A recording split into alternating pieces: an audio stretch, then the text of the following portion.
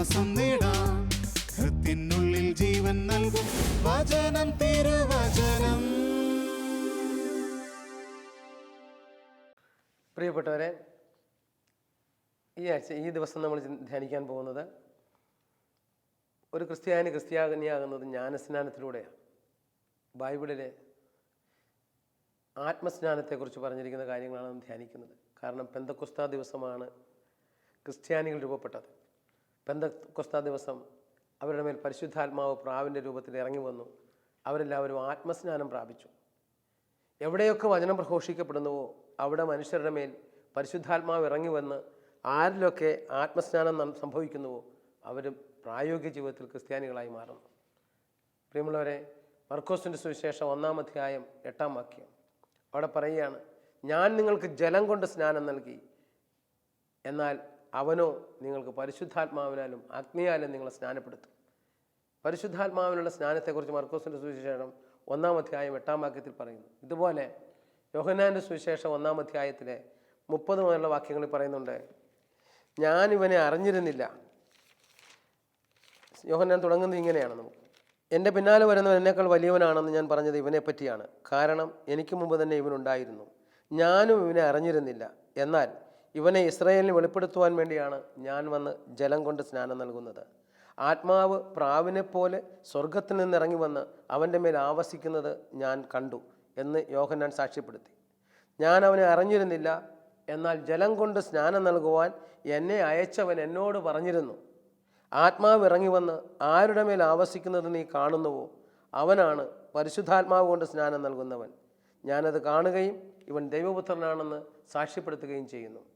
പ്രിയമുള്ളവരെ, ദൈവത്തിൻ്റെ പുത്രനായ മിശിഹ വന്നത് നമുക്ക് ആത്മസ്നാനം നൽകാൻ വേണ്ടിയാണ്.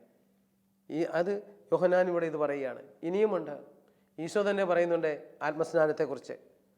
അപ്പോസ്തല പ്രവർത്തനം 1-ാം അധ്യായം 8-ാം വാക്യത്തിൽ നമ്മൾ കാണുന്നുണ്ട്. അവിടെ പറയുന്നത് ഇങ്ങനെയാണ്, ഇതാ പരിശുദ്ധാത്മാവ് നിങ്ങളുടെ വന്നു കഴിയുമ്പോൾ നിങ്ങൾ ശക്തി പ്രാപിക്കും. ഇസ്രായേലിലും യൂദയ മുഴുവനിലും സമരിയായാലും ഭൂമിയുടെ അതിർത്തികൾ വരെയും നിങ്ങൾ എനിക്ക് സാക്ഷികളായിരിക്കും. പരിശുദ്ധാത്മാവ് വന്നു കഴിയുമ്പോൾ ശക്തി പ്രാപിക്കും എന്ന് പറയുന്ന കർത്താവ്.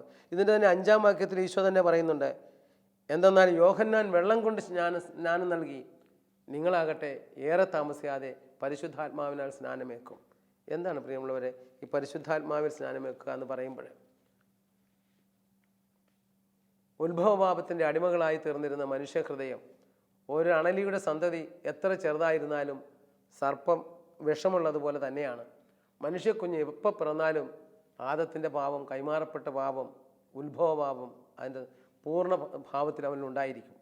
ഇതിൽ നിന്നും മോചനം കിട്ടണമെങ്കിൽ ആ പാപത്തിൻ്റെ ശിക്ഷ മറ്റൊരാൾ ഏറ്റെടുക്കണം. അതാണ് കർത്താവായ യേശു ഏറ്റെടുത്തത്. അതുവഴി അവിടുന്ന് ചെയ്തത് എന്താണ്? അവിടുത്തെ കന്യകയിൽ നിന്നുള്ള ജനനം മുതൽ അവിടുത്തെ സ്വർഗാരോഹണം വരെ ഉള്ള കാര്യങ്ങളെ വിശ്വസിക്കാൻ സാധിച്ചാൽ, വിശ്വാസ പ്രമാണത്തിൽ ക്രിസ്ത്യാനി ഏറ്റുപറയുന്നതാണ്, അവൻ കന്യകയിൽ നിന്നും ജാതനായി പാന്തിയോസ് പീലാത്തോസിൻ്റെ കാലത്ത് പീഡകൾ സഹിച്ച് കുരിശിൽ തറക്കപ്പെട്ട് മരിച്ച് 3-ാം ദിവസം ഉയർത്തെണീറ്റു എന്നുള്ള കാര്യം. ഈ ഒരു സത്യത്തെ എങ്ങനെയാണ് നമ്മൾ കാണേണ്ടത്?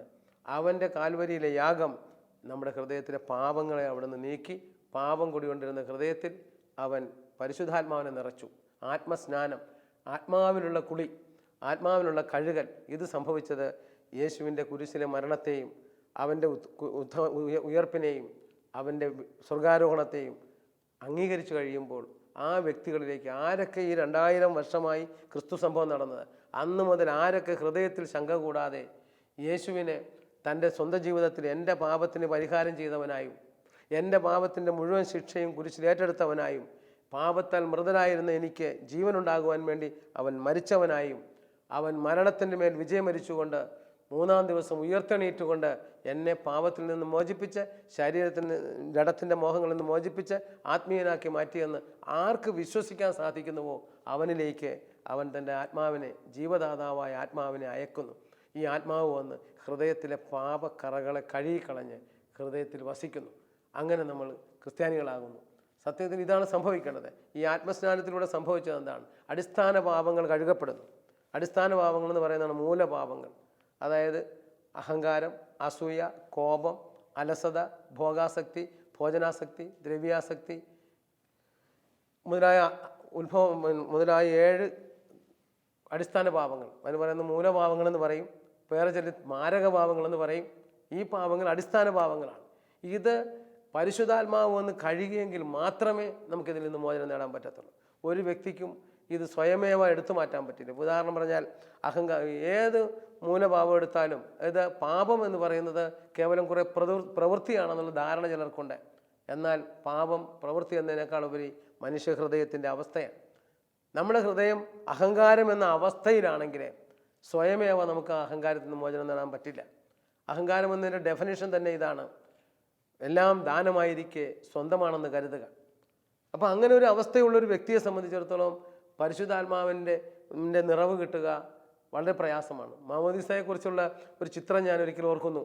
അതായത് 7 സ്റ്റെപ്പുകൾ മനുഷ്യഹൃദയത്തിലെ ഉള്ളറകളിലേക്ക് 7 സ്റ്റെപ്പ് ഉണ്ടെന്ന് പറയുന്നു. 7 സ്റ്റെപ്പ്. ആ 7 സ്റ്റെപ്പിലും ഓരോ മൂലഭാവങ്ങളാണ്: അഹങ്കാരം, അസൂയ, കോപം, അലസത, ഭോഗാസക്തി, ഭോജനാസക്തി, ദ്രവ്യാസക്തി. പരിശുദ്ധാത്മാവ് വന്ന് ഇത് കഴിയുമ്പോൾ അവൻ മാമോദീസ തൊട്ടിയിൽ അവൻ മുങ്ങുമ്പോൾ പരിശുദ്ധാത്മാവ് വന്ന് ഈ മൂലഭാവങ്ങളെല്ലാം കഴുകി അവിടെ നിന്ന് അവനിതാ പരിശുദ്ധാത്മാവിൻ്റെ 7 ദാനങ്ങൾ സ്വീകരിക്കുന്നു. അതാണ് ജ്ഞാനം, വിവേകം, അറിവ്, ദൈവഭയം, ദൈവഭക്തി, ആത്മശക്തി.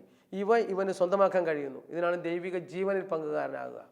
മാമോദീസയിലൂടെ ഓരോ വിശ്വാസിയും ആത്മസ്നാനം പ്രാപിക്കുമ്പോൾ അവൻ ദൈവവൈതലായി മാറുകയാണ്. ഒപ്പം ദൈവത്തിൻ്റെ ശക്തി അവൻ ധരിക്കുന്നു, പരിശുദ്ധാത്മാവിൻ്റെ വരങ്ങൾ.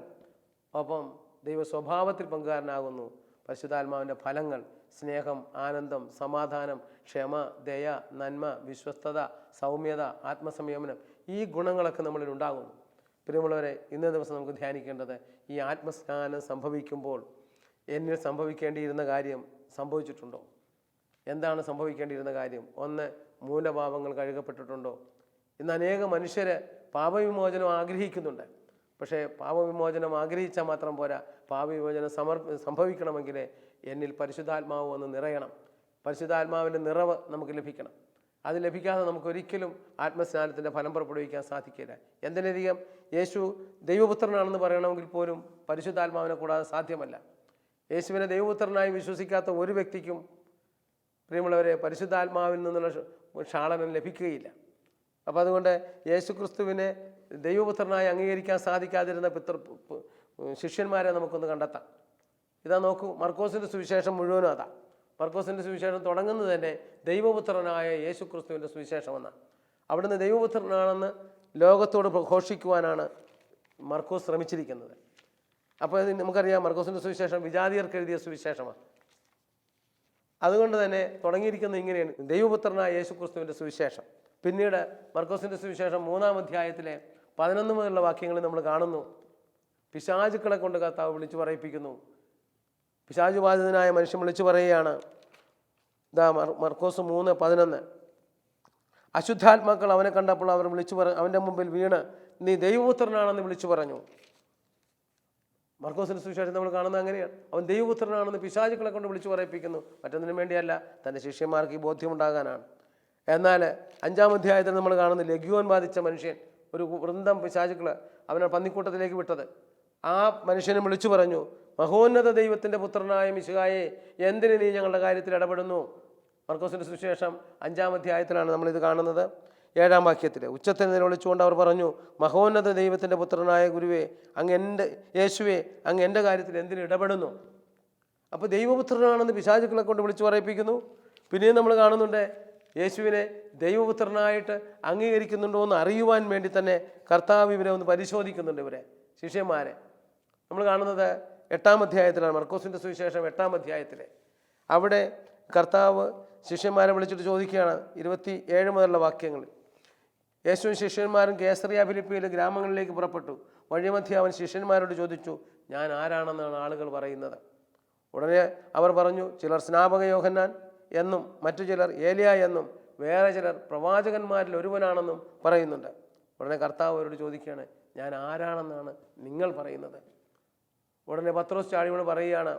ഇതാ പത്രോസ് മറുപടി പറഞ്ഞു, നീ ക്രിസ്തുവാണ്. കർത്താവ് പറയും, തന്നെക്കുറിച്ച് ആരോടും പറയരുതെന്ന് പറഞ്ഞു പോയി. പ്രിയമുള്ളവരെ, യേശു ദൈവപുത്രനാണെന്ന് പറയാൻ പത്രോസിന് അവിടെ കഴിഞ്ഞില്ല എന്നതാണ് മർക്കോസിൻ്റെ സുവിശേഷത്തിൻ്റെ പ്രത്യേകത. ഇത് വിജാതിയർക്ക് സുവിശേഷമാണ്. മറ്റ് വിജാതിയരായ നമ്മൾ പരിശുദ്ധാത്മാവിൽ നിറയണമെങ്കിൽ യേശു ദൈവപുത്രനാണെന്ന് അറിയണം. ഇവിടെ പത്രോസിനത് കഴിഞ്ഞില്ല. അതുകൊണ്ട് തന്നെ കർത്താവ് തൻ്റെ പീഡാനുഭവത്തെയും കുരിശുമരണത്തെയും ഉത്ഥാനത്തെയും കുറിച്ച്, കാരണം ദൈവ പൈതലനല്ലാതെ സ്വയം ഉയർത്തെണീക്കുക ആർക്കും സാധ്യമല്ല. മനുഷ്യരായി പിറന്ന ആർക്കും സ്വയം ഉയർത്തെണീക്കുക സാധ്യമല്ല. ക്രിസ്തുവിൻ്റെ ഉയർപ്പിൻ്റെ ശക്തി അതാണ്. അത് ഓരോ മനുഷ്യരും അറിയേണ്ടതാണ്. ക്രിസ്തുവിൻ്റെ ഉത്ഥാനത്തിൻ്റെ ശക്തി അറിയുന്നവനാണ് ക്രിസ്തുവിനെ അറിയുന്നവൻ. ക്രിസ്തുവിൻ്റെ ഉത്ഥാനത്തിൻ്റെ ശക്തി ശിഷ്യന്മാർ മനസ്സിലാക്കാൻ വേണ്ടി അവിടുന്ന് പീഡാനുഭവത്തെയും ഉത്ഥാനത്തെയും കുറിച്ചുള്ള ഒന്നാം പ്രവചനം എന്ന് തന്നെയാണ് ഹെഡിങ് ഇവിടെ കൊടുത്തിരിക്കുന്നത്. ഉത്ഥാനത്തെക്കുറിച്ച് പറയുന്ന സംഭവം ഇതാണ്: ഇതാ മനുഷ്യപുത്രൻ മനുഷ്യരുടെ കൈകളിൽ ഏൽപ്പിക്കപ്പെടാൻ പോകുന്നു. അവർ അവനെ പ്രഹരിക്കും, തുപ്പും, അവനെ കുരിശിൽ തറച്ചു കൊല്ലും. 3-ാം ദിവസം അവൻ ഉയർത്തെണീക്കും. നാം കാണുന്നത് മർക്കോസിൻ്റെ സുവിശേഷം 33 വാക്യങ്ങളാണ്. അപ്പോൾ പത്രോസ് അവനെ മാറ്റി നിർത്തിക്കൊണ്ട് തടസ്സം പറയാൻ തുടങ്ങി. 32-ാം വാക്യം അതാ. കർത്താവിൻ്റെ ഉത്ഥാനത്തെക്കുറിച്ച് പറഞ്ഞത് ആദ്യത്തെ മാർപ്പാപ്പായാകേണ്ട പത്രോസിന് പോലും കാര്യം മനസ്സിലായില്ല. അവൻ മാറ്റി നിർത്തി തടസ്സം പറയാൻ തുടങ്ങി. കർത്താവേ, നിനക്കത് സംഭവിക്കാതിരിക്കട്ടെ. കർത്താവിന് പറയാവുന്നതിൽ വെച്ച് ഏറ്റവും വലിയ ശകാരം അവന് കൊടുത്തു. സാത്താനെ, നീ ദൂരെ പോകൂ. നിന്റെ ചിന്തകൾ ദൈവികമല്ല, മാനുഷികമാണ്. ദൈവികമായ ചിന്തകൾ ഗ്രഹിക്കണമെങ്കിൽ ദൈവാത്മാവ് ഹൃദയത്തിൽ വരണം. അതില്ലാത്ത പത്രോസിനെ അത് ഗ്രഹിക്കാനാവില്ല എന്നുള്ളത് പത്രോസിനേക്കാൾ കൂടുതൽ കർത്താവിന് അത് മനസ്സിലായിട്ടുണ്ട്. അതുകൊണ്ട് തന്നെ കർത്താവ് വീണ്ടും അവനെയും കൂട്ടിക്കൊണ്ട് 9-ാമത്തെ അധ്യായത്തിലെ 2 മുതലുള്ള വാക്യങ്ങൾ നമ്മൾ കാണുന്നത് യേശു രൂപാന്തരപ്പെടുന്നതാണ്. അവിടെ നമ്മൾ കാണുന്നത് 6 ദിവസങ്ങൾ കഴിഞ്ഞ് പത്രോസ്, യാക്കോബ്, യോഹന്നാൻ എന്നിവരെ മാത്രം കൂട്ടിക്കൊണ്ട് യേശു ഒരു ഉയർന്ന മലയിലേക്ക് പോയി. ഭൂമിയിലെ ഒരു അലക്കുകാരനും വെളുപ്പിക്കാൻ പറ്റാത്തവണ്ണം അവൻ്റെ വസ്ത്രങ്ങൾ ധവളാത്മകമായി, അത്രമാത്രം പ്രശോഭിതനായി. അപ്പോഴേക്കും ഏലിയായും മോശയും ഇറങ്ങി വരുന്നത് കണ്ടു. ഉടനെ പത്രോസ് പറഞ്ഞു, കർത്താവേ, നമുക്ക് 3 കൂടാരങ്ങൾ ഉണ്ടാക്കാം എന്ന് പറഞ്ഞു. ഒരു മേഘം വന്ന് അവരെ മറച്ചു. അവർ പോയി. കർത്താവ് മാത്രമായി. അപ്പോൾ കർത്താവ് പറഞ്ഞു, വരൂ മക്കളെ, നമുക്ക് ജെറൂസലേമിലേക്ക് പോകാം. ഞാനിത് പറയുന്നത് കർത്താവ് ഉയർത്തെണീറ്റാൽ എങ്ങനെ ഇരിക്കുമെന്ന് രൂപാന്തരപ്പെടുത്തി കാണിച്ചു കൊടുത്തിട്ട് പോലും ഈ ശിഷ്യന്മാർക്ക് അവന് മനസ്സിലാകുന്നില്ല. അവർ പറയുന്നത് അവർക്ക് കൂടാരം ഉണ്ടാക്കി കൊടുക്കാമെന്ന്. ഉത്ഥിതനായ ക്രിസ്തുവിനെ ഒരു സ്ഥലത്ത് ഒതുക്കി വെക്കാനാവില്ല. ഉത്ഥിതനായ ക്രിസ്തു എല്ലായിടത്തും സർവ്വവ്യാപിയാകും. അവൻ തീർച്ചയായിട്ടും എവിടെയും വരാൻ പറ്റുന്നവനാണ്. ഉത്ഥാനം ചെയ്ത കർത്താവിൻ്റെ ശക്തി അതാണല്ലോ. ക്രിസ്തുവിൻ്റെ ഉത്ഥാനത്തെയോ ഉത്ഥാനത്തിൻ്റെ ശക്തിയോ പരിശുദ്ധാത്മാവിനെ കൂടാതെ ഒരുത്തനും ഗ്രഹിക്കുക സാധ്യമല്ല. ഇപ്പോഴിതാ പത്രോസ് ദയനീയമായിട്ട് ഇത് കണ്ടിറങ്ങി വന്നിട്ടും പറയുകയാണ് കൂടാരം ഉണ്ടാക്കാമെന്ന്. അതുകൊണ്ട് തന്നെ അവിടെ നിന്ന് 2ാമതും പ്രവചിക്കുന്നു. മർക്കോസിൻ്റെ സുവിശേഷം 9-ാം അധ്യായത്തിലെ 30 മുതലുള്ള വാക്യങ്ങളിൽ അവൻ അവിടെ നിന്ന് യാത്ര തിരിച്ച് ഗലീലയിലൂടെ കടന്നുപോയി. ഇക്കാര്യം ആരും അറിയരുതെന്ന് അവൻ ആഗ്രഹിച്ചു. കാരണം അവൻ ശിഷ്യന്മാരെ പഠിപ്പിക്കുകയായിരുന്നു. അവൻ പറഞ്ഞു, മനുഷ്യപുത്രൻ മനുഷ്യരുടെ കൈകളിൽ ഏൽപ്പിക്കപ്പെടാൻ പെടുകയും അവർ എന്നെ വധിക്കുകയും ചെയ്യും. അവൻ വധിക്കപ്പെട്ട് 3 ദിവസം കഴിയുമ്പോൾ അവൻ ഉയർത്തെണീക്കും. വചനം എഴുതി വെച്ചിരിക്കുന്ന 32-ാം വാക്യം പറയുന്നത്, ഈ വചനം അവർക്ക് മനസ്സിലായില്ല. കാരണം ഇതുവരെ ആത്മസ്നാനം വന്നിട്ടില്ല, പരിശുദ്ധാത്മാവ് അവരുടെ മേൽ വന്നിട്ടില്ല. അതുകൊണ്ട് ഈ വചനം അവർക്ക് മനസ്സിലായില്ല. കർത്താവ് വീണ്ടും പല കാര്യങ്ങളും അവരെ പഠിപ്പിച്ചു, പല ഉദാഹരണങ്ങളൊക്കെ പറഞ്ഞ് പഠിപ്പിച്ചു. അതിനുശേഷം 3ാമത് പ്രവചിക്കുന്നു. മർക്കോസിൻ്റെ സുവിശേഷം 10-ാം അധ്യായം 32 മുതലുള്ള വാക്യങ്ങളിൽ, അവൻ ജെറുസലേമിലേക്കുള്ള വഴിയെ നടന്നു പോവുകയായിരുന്നു. യേശു അവരുടെ മുൻപേ നടന്നിരുന്നു. അവർ വിസ്മയിച്ചു. അനുയാത്ര ചെയ്തിരുന്നവർ ഭയപ്പെടുകയും ചെയ്തു. അവൻ 12 പേരെ അടുത്ത് വിളിച്ച് തനിക്ക് സംഭവിക്കാൻ പോകുന്ന കാര്യങ്ങളെക്കുറിച്ച് വിശദീകരിച്ചു. കർത്താവ് ഇപ്പോൾ ഇതാ പീഡാസഹനത്തെ തൊട്ടടുത്ത് വന്നിരിക്കുക. ഇതാ നമ്മൾ ജെറുസലേമിലേക്ക് പോകുന്നു. മനുഷ്യപുത്രൻ പ്രധാന പുരോഹിതന്മാർക്കും നിയമജ്ഞന്മാർക്കും ഏൽപ്പിച്ചു കൊടുക്കപ്പെടും. അവർ അവനെ മരണത്തിന് വിധിക്കുകയും വിജാതിയർക്ക് ഏൽപ്പിച്ചു കൊടുക്കുകയും ചെയ്യും. അവനെ പരിഹസിക്കുകയും അവൻ്റെ മേൽ തുപ്പുകയും അവനെ പ്രഹരിക്കുകയും വധിക്കുകയും ചെയ്ത് 3 ദിവസത്തിന് ശേഷം അവൻ ഉയർത്തെണീക്കും. കർത്താവ് 3ാമതും തൻ്റെ ഉയർപ്പിനെ കുറിച്ച് പറഞ്ഞെങ്കിലും ശിഷ്യന്മാർക്ക് മനസ്സിലായില്ല എന്ന് മാത്രമല്ല, താബോർ മലയിൽ പോയി കർത്താവ് രൂപാന്തരപ്പെട്ടത് കണ്ട പത്രോസ്, യോഹന്നാനും യാക്കോബും കൂടെ വന്നിരിക്കുക. കർത്താവെ, അങ്ങ് രാജ്യം സ്ഥാപിക്കുമ്പോൾ അവർ പ്രതീക്ഷിക്കുന്നത് ഒരു രാഷ്ട്രീയ വിമോചകനെയാണ്. അങ്ങയുടെ രാജ്യം സ്ഥാപിക്കുമ്പോൾ ഇസ്രായേലിനെ റോമാക്കാരുടെ ആധിപത്യത്തിൽ നിന്ന് മോചിപ്പിക്കുമ്പോൾ ഞങ്ങളിൽ ഒരുവന് വലതുവശവും മറ്റവൻ ഇടതുവശവും തരണമേ. ഒരുത്തിന് അഭ്യന്തരവും ഒരുത്തിന് ധനകാര്യവുമാണ് അവർ പ്രതീക്ഷിക്കുന്നത്. അവർക്ക് അപ്പോഴും കർത്താവിൻ്റെ കാര്യം മനസ്സിലായില്ല. എന്തുകൊണ്ട്? പരിശുദ്ധാത്മാവിനുള്ള സ്നാനം അഥവാ ആത്മാവ് അവരുടെ മേൽ ഇതുവരെ വന്നിരുന്നില്ല. എന്തിനധികം മർക്കോസിൻ്റെ സുവിശേഷം 14-ാം അധ്യായത്തിൽ കർത്താവ് പത്രോസിനെ വിളിക്കുന്നു. പത്രോസിനെ വിളിച്ചിട്ട് മറ്റു ശിഷ്യന്മാരിൽ നിന്നും വളരെ വ്യത്യസ്തനായ അവനെ പ്രത്യേകമായിട്ട് തിരഞ്ഞെടുത്ത എന്തിനാണെന്ന് കർത്താവ് പറയുന്നുണ്ട്. ഇതാ ഇങ്ങനെയാണ്, യേശു അവരോട് പറഞ്ഞു, നിങ്ങൾക്കെല്ലാവർക്കും ഇടർച്ചയുണ്ടാകും. ഞാൻ ഇടയനെ അടിക്കും, ആടുകൾ ചിതറിപ്പോകും എന്ന് എഴുതപ്പെട്ടിരിക്കുന്നു. ഞാൻ ഉയർപ്പിക്കപ്പെട്ടതിന് ശേഷം നിങ്ങൾക്ക് മുമ്പേ ഗലീലയിലേക്ക് പോകും. പത്രോസ് പറഞ്ഞു, എല്ലാവരും ഇടറിയാലും ഞാൻ ഇടറുകയില്ല. മർക്കോസിൻ്റെ സുവിശേഷം 14:27. എല്ലാവരും ഇടറിയാലും ഞാൻ ഇടറുകയില്ല. ഉടനെ കർത്താവ് യേശു അവനോട് പറഞ്ഞു, സത്യമായി ഞാൻ നിന്നോട് പറയുന്നു, ഇന്ന് ഈ രാത്രിയിൽ തന്നെ കോഴി 2 പ്രാവശ്യം കൂവുന്നതിന് മുമ്പ് നീ എന്നെ 3 പ്രാവശ്യം തള്ളിപ്പറയും, നിഷേധിച്ച് പറയും. പ്രിയമുള്ളവരെ, അവൻ തറപ്പിച്ച് പറഞ്ഞു, നിന്നോടുകൂടി മരിക്കേണ്ടി വന്നാലും ഞാൻ നിന്നെ നിഷേധിക്കുകയില്ല. അങ്ങനെ തന്നെ എല്ലാവരും പറഞ്ഞു അവനോട്. നമുക്കറിയാമല്ലോ, പിന്നീട് നമ്മൾ കാണുന്നത് കർത്താവിനെ ക്രൂശിക്കാൻ കൊണ്ടുപോകുന്ന സമയത്ത് നോക്കണം, ആ പ്രത്തോറിയത്തിൽ വെച്ച് ആ വേലക്കാരി പെണ്ണിൻ്റെ മുമ്പിൽ പോലും ദയനീയമായി പത്രോസ് പരാജയപ്പെട്ടത് നമ്മൾ കാണുന്നുണ്ട്. 3 പ്രാവശ്യം തള്ളിപ്പറഞ്ഞു കഴിഞ്ഞാൽ അന്ന് കോഴി കൂവിയത്. എന്തുകൊണ്ട് ഇത്രമാത്രം മനസ്സിൽ ദൃഢനിശ്ചയം ചെയ്തിട്ടും യേശുവിനെ തള്ളിപ്പറയേണ്ടി വന്നു? പരിശുദ്ധാത്മാവ് അന്നുവരെ അവരുടെ മേൽ വന്നിരുന്നില്ല. അവരാരും ആത്മസ്നാനം പ്രാപിച്ചിരുന്നുമില്ല. ഇതാണ് ഇവിടെ സംഭവിച്ചത്. ഇതാ വീണ്ടും കർത്താവിനെ പിടിക്കുന്ന രംഗം നമുക്കൊന്ന് നോക്കാം. മർക്കോസിൻ്റെ സുവിശേഷം 14-ാം അധ്യായത്തിലെ 43 മുതലുള്ള വാക്യങ്ങളാണ് പത്രോസ് ഒറ്റ കൊടുക്കുന്നതിനെ കുറിച്ച് പറയുന്നത്. അത് നമുക്ക് ഇവിടം പോലും നോക്കാം. 49-ാം വാക്യം, ഇതാ ഞാൻ ദിവസവും ദേവാലയത്തിൽ പഠിപ്പിച്ചുകൊണ്ട് നിങ്ങളോട് കൂടെ ഉണ്ടായിരുന്നുവല്ലോ, നിങ്ങൾ എന്നെ പിടിച്ചില്ല, എന്നാൽ വിശുദ്ധ ലിഖിതങ്ങൾ പൂർത്തിയാക്കേണ്ടിയിരിക്കുന്നു. അപ്പോൾ ശിഷ്യന്മാരെല്ലാം അവനെ വിട്ട് ഓടിപ്പോയി. തുടർന്ന് പറയുകയാണ്, എന്നാൽ ഒരു യുവാവ് മാത്രം അവനെ അനുഗമിച്ചു. പ്രിയമുള്ളവരെ, അതാരായിരിക്കാം? മിക്കവാറും യോഹന്നാനാകാനാണ് സാധ്യത. ആ യുവാവ് എന്തുകൊണ്ടാണ് അവൻ അനുഗമിച്ചതെന്ന് പിന്നെ പറയുന്നുണ്ട്. അവിടെ പറയുകയാണ്, അവനൊരു പുതപ്പ് മാത്രമേ ഉടുത്തിരുന്നുള്ളൂ, ഓടിയാൽ വിവരം അറിയൂ, അതുകൊണ്ടാണ് അവൻ ഓടാതിരുന്നതെന്നാണ് പറയുന്നത്. എന്നാൽ ആ പുതപ്പിൽ അവർ പിടിച്ചപ്പോൾ അവൻ നഗ്നനായി ഓടിപ്പോയെന്നാണ് പറയുന്നത്. അവർ പിടിച്ചു, അവൻ പുതപ്പും ഉപേക്ഷിച്ച് നഗ്നനായി ഓടിപ്പോയി. അപ്പോൾ ശിഷ്യന്മാർ 12 പേരുടെയും ദയനീയമായൊരു പരാജയമാണ് നമ്മളിവിടെ കാണുന്നത്. പിന്നീട് പത്രോസ് 3 പ്രാവശ്യം തള്ളിപ്പറയുന്ന ചിത്രം. പ്രിയമുള്ളവരെ, കർത്താവ് അവസാനം ഉയർത്തെണീറ്റു. ഇനി യോഹന്നാന്റെ സുവിശേഷത്തിൽ അത് മനോഹരമായിട്ട് പറയുന്നത്, കർത്താവ് ഉയർത്തെണീറ്റു. ആ വാർത്ത 2 മറിയന്മാരും കൂടെ അവിടെ ചെന്നപ്പോൾ കണ്ടു. മറ്റു മറിയന്മാർ 2 പേരും ചെന്ന് കണ്ട് കർത്താവിനെ കണ്ട് ഉറപ്പുവരുത്തി ഇത് കർത്താവാണെന്ന്. കർത്താവ് പറയും, എൻ്റെ സഹോദരന്മാരോട് നിങ്ങൾ ചെന്ന് പറയണം, മറിയം ഇത് ഞാൻ തന്നെയാണെന്ന് പറഞ്ഞ് കാണിക്കുന്നു. അവർ ഓടി വരുന്ന രംഗം വാസ്തവത്തിലെ ജീസസ് ഓഫ് നസറത്ത് എന്നെ വളരെയധികം സ്വാധീനിച്ച രംഗമാണത്. അവർ 2 പേരും എന്ന് പറയുമ്പോൾ ഈ പത്രോസും ശിഷ്യന്മാരും എല്ലാവരും പറയുന്നു ഇവർക്കെന്തോ കുഴപ്പമുണ്ടെന്നാണ്. കാരണം അവർ മുറി കഥകടച്ചിട്ട് കരഞ്ഞുകൊണ്ടിരിക്കുക, പ്രാർത്ഥിച്ച് മരിച്ചു പോയല്ലോ. കാരണം ഉദ്ധാനം ചെയ്യുമെന്നുള്ള കാര്യം യേശു 3 പ്രാവശ്യം പ്രവചിച്ചെങ്കിലും അത് വിശ്വസിക്കാൻ സാധിക്കാതിരുന്ന ജനം മരണത്തോടെ ഗുരു നഷ്ടപ്പെട്ടല്ലോ എന്നോർത്ത് വിഷമിച്ചിരിക്കുക. അപ്പോഴാണ് ഇവർ പറയുന്നത്, ഇതാവൻ ജീവിക്കുന്നവനായി ഉയർത്തെണീറ്റു വന്ന്. അത് വിശ്വസിക്കാൻ സാധിക്കാതെ അസ്വസ്ഥരായിരിക്കുന്നതിനിടയിൽ പത്രോസും യോഹന്നാനും ഇറങ്ങി ഓടി അവിടെ ചെന്നു. കണ്ടപ്പോഴേ പത്രോസ് യോഹന്നാനെ തള്ളി മാറ്റി അകത്ത് കടന്ന് അവിടെ കർത്താവിൻ്റെ വസ്ത്രം കിടക്കുന്നത് കണ്ടു. അവൻ ഉത്ഥാനം ചെയ്തതായിട്ട് മനസ്സിലാക്കി. തിരിച്ചു വന്നിട്ട് പറഞ്ഞത്, കൂട്ടരെ, ഞാൻ മീൻ പിടിക്കാൻ പോകുന്നു, നിങ്ങൾ വല്ലവരും വരുന്നോ? നോക്കണം, വള്ളം ഉപേക്ഷിച്ച് വല ഉപേക്ഷിച്ച് ഇന്ന് ഞാൻ മനുഷ്യരെ പിടിക്കുന്നവരാക്കാമെന്ന് പറഞ്ഞപ്പോൾ ക്രിസ്തുവിൻ്റെ പിന്നാലെ പോയവനാ ഇപ്പോൾ ഉത്ഥാനം ചെയ്തത് കണ്ടിട്ടും പറയുകയാണ്, ഞാൻ മീൻ പിടിക്കാൻ പോകുന്നു, നിങ്ങളൊരു പോരുന്നു. അവരെയും കൂട്ടിക്കൊണ്ട് അവൻ വള്ളത്തിൽ പോയി, കടലിൽ പോയി. എന്താ സംഭവിച്ചത്? കർത്താവ് അവിടെ ചെന്നു, അപ്പം ചുട്ട് വെച്ചിരുന്നു, മക്കളെ മീൻ കൊണ്ടുവരാൻ പറഞ്ഞു. കർത്താവിനെ കണ്ടതേ ഇവന്മാർ പറഞ്ഞു ഭൂതമാണെന്ന് ചിലർ വിളിച്ചു പറഞ്ഞു. പക്ഷേ യോഹന്നാൻ പറഞ്ഞില്ല, അത് കർത്താവാണ്. പത്രോസ് ചാടി വെള്ളത്തിൽ ചാടി നീന്തി കരഞ്ഞ് പിടിച്ച് കർത്താവിൻ്റെ അടുത്ത് എത്തി. ഞാൻ പറയുന്നത്, അവിടെ നിന്ന് അവർ സെഹിയോൻ ഊട്ടുശാലയിൽ കൊണ്ടുവന്നിരുത്തി. കർത്താവ് ചോദിച്ചു, യോനാടെ പുത്രനായ ശിമയോനെ, നീ എന്നെ സ്നേഹിക്കുന്നുവോ? ഉവ്വ കർത്താവേ, ഞാൻ നിന്നെ സ്നേഹിക്കുന്നു എന്ന് പറഞ്ഞു. അപ്പോഴാണ് കർത്താവ് പറയുന്നത്, നീ എൻ്റെ ആടുകളെ മേയ്ക്കുക. വീണ്ടും 2-ാം പ്രാവശ്യം അവൻ ചോദിച്ചു, യോഹന്നാൻ്റെ പുത്രനായ ശിമയോനെ, നീ ഇവരെക്കാളധികമായി എന്നെ സ്നേഹിക്കുന്നുവോ? ഇപ്പോൾ അവൻ പറയാണ്, കർത്താവെ, ഞാൻ നിന്നെ സ്നേഹിക്കുന്നുവെന്ന് നീ അറിയുന്നുവല്ലോ. യേശു അവനോട് പറഞ്ഞു, എൻ്റെ ആടുകളെ മേയ്ക്കുക. 2-ാം പ്രാവശ്യം അവൻ ചോദിച്ചു, യോഹന്നാൻ്റെ പുത്രനായ ശിമയോനെ, നീ ഇവരെക്കാളധികമായി എന്നെ സ്നേഹിക്കുന്നുവോ? അവൻ പറയുകയാണ്, കർത്താവെ, ഞാൻ നിന്നെ സ്നേഹിക്കുന്നുവെന്ന് നീ അറിയുന്നുവല്ലോ. അവൻ പറഞ്ഞു, അപ്പോൾ എൻ്റെ കുഞ്ഞാടുകളെ മേയ്ക്കുക. 3-ാം പ്രാവശ്യം പറഞ്ഞു, യോഹന്നാൻ്റെ പുത്രനായ ശിമയോനെ, നീ ഇവരെക്കാളധികമായി എന്നെ സ്നേഹിക്കുന്നുവോ? അവൻ പറഞ്ഞു, ഉവ്വ കർത്താവെ, ഞാൻ നിന്നെ സ്നേഹിക്കുന്നു എന്നും സകലതും നീ അറിയുന്നുവല്ലോ. അപ്പോഴാണ് കർത്താവ് പറയുന്നത്, ദുഃഖിച്ച് കരഞ്ഞു. അപ്പോൾ കർത്താവ് പറയാണ്, എൻ്റെ കുഞ്ഞാടുകളെ മേയ്ക്കുക.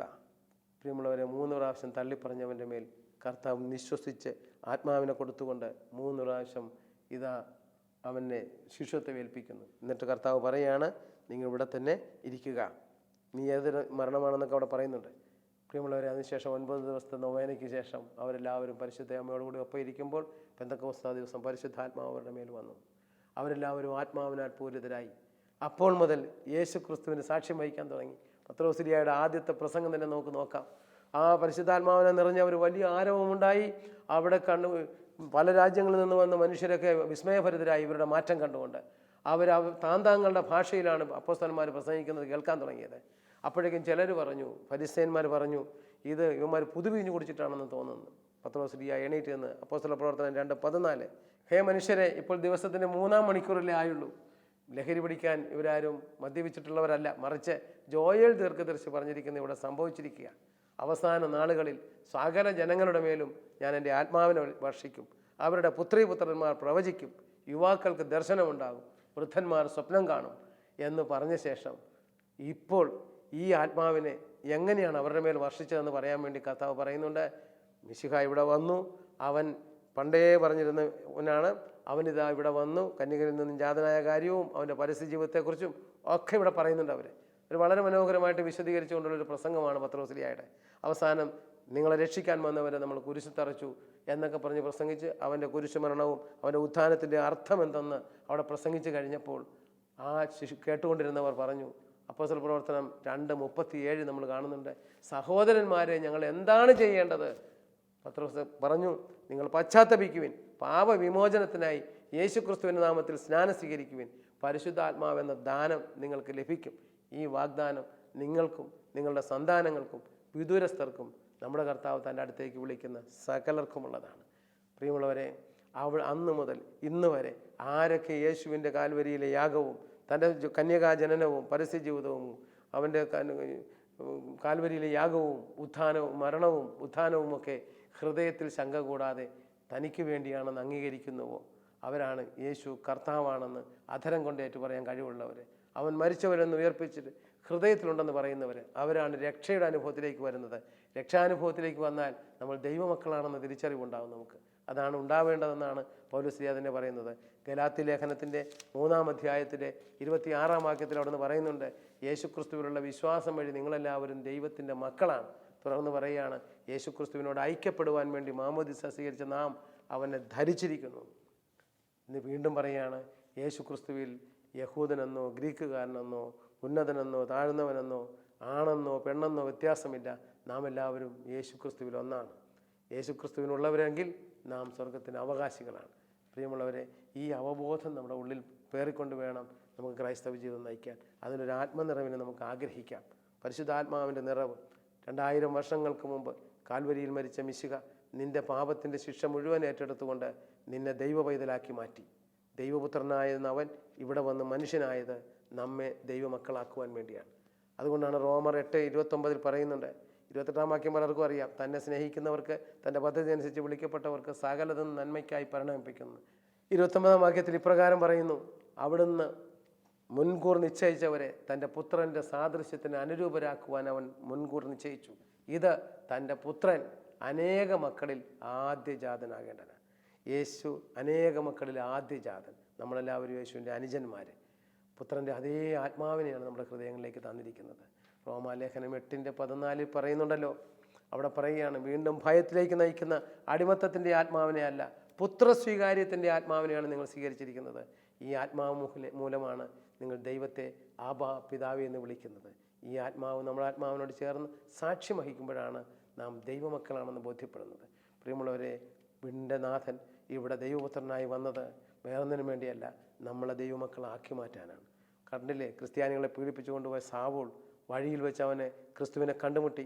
അതിലൂടെ കർത്താവ് അവനെ തൻ്റെ കുരിശുമരണത്തിൻ്റെയും തൻ്റെ പീഡാസഹനത്തിൻ്റെയും കുരിശുമരണത്തിൻ്റെയും ഉത്ഥാനത്തിൻ്റെയും ശക്തി അവന് വെളിപ്പെടുത്തി കൊടുത്തപ്പോൾ അവൻ പ്രസംഗിക്കാൻ തുടങ്ങി. അപ്പോസ്തല പ്രവർത്തനം 9:20 ഏറെ താമസിയാതെ യേശു ദൈവപുത്രനാണെന്ന് അവൻ പ്രഘോഷിച്ചു. ആര് യേശു ദൈവപുത്രനാണെന്ന് പ്രഘോഷിക്കുന്നുവോ അവൻ ദൈവപുത്രനായി മാറുന്നു. അതാണ് ആത്മസ്നാനം നമ്മളിലുണ്ടാക്കുന്നത്.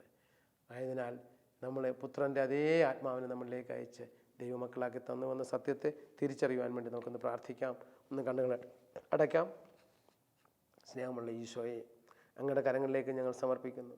ഞങ്ങളുടെ ഹൃദയങ്ങളെ കുടികൊള്ളുന്ന അഹങ്കാരത്തെയും ഞങ്ങളുടെ ഹൃദയങ്ങളെ കുടികൊള്ളുന്ന അസൂയയെയും കോപത്തെയും അലസതയെയും ഭോഗാസക്തിയും ഭോജനാസക്തിയും ദ്രവ്യാസക്തിയും ഒക്കെ കർത്താവെ അവിടുത്തെ ആത്മാവ് കൊണ്ട് കഴുകി ഞങ്ങളെ ദൈവമക്കളും ദൈവിക ജീവനായ പരിശുദ്ധാത്മാവിൻ്റെ ദാനങ്ങൾ, ജ്ഞാനവും വിവേകവും അറിവും ദൈവഭയവും ദൈവഭക്തിയും ആത്മശക്തിയും ഉപദേശവും ഒക്കെ ദൈവിക ഉപദേശത്തിലുമൊക്കെ നടക്കുന്നവരാകുവാൻ ഞങ്ങളെ പ്രാപ്തരാക്കണമേ. ദൈവത്തിൻ്റെ ശക്തിയായ പരിശുദ്ധാത്മാവിൻ്റെ വരങ്ങൾ രോഗശാന്തി വരം, ദർശനവരം, ഭാഷാവരം എന്നീ വരങ്ങൾ കൊണ്ട് ഞങ്ങളെ സമ്പന്നമായൊരു ജീവൻ നയിക്കാൻ ഞങ്ങളെ അനുഗ്രഹിക്കണമേ.